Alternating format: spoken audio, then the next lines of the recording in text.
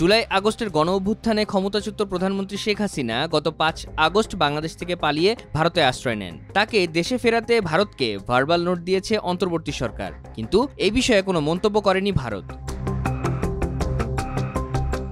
তবে বাংলাদেশে নিযুক্ত ভারতের সাবেক রাষ্ট্রদূত মহেশ সাজদেব জানিয়েছেন, বাংলাদেশ সরকারের প্রত্যর্পণ অনুরোধের বিরুদ্ধে আদালতে যেতে পারবেন সাবেক প্রধানমন্ত্রী শেখ হাসিনা।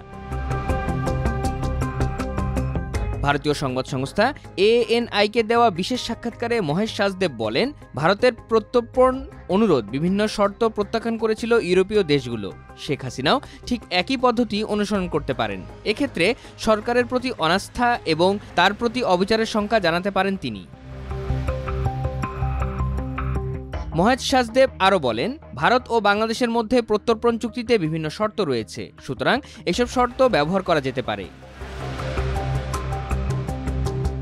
তিনি আরও জানান, শেখ হাসিনা বাংলাদেশে ন্যায় বিচার পাবেন কিনা সে বিষয়ে ভারত প্রশ্ন তুলতে পারে। আপনাকে মনে রাখতে হবে, ইউরোপ থেকে ভারতের সন্ত্রাসীদের প্রত্যর্পণ আটকানো হয়েছিল। ভারতীয় বিচার ব্যবস্থা এবং জেলগুলো ইউরোপের মানের সঙ্গে সঙ্গতিপূর্ণ নয়, এটি দীর্ঘ প্রক্রিয়া হতে পারে।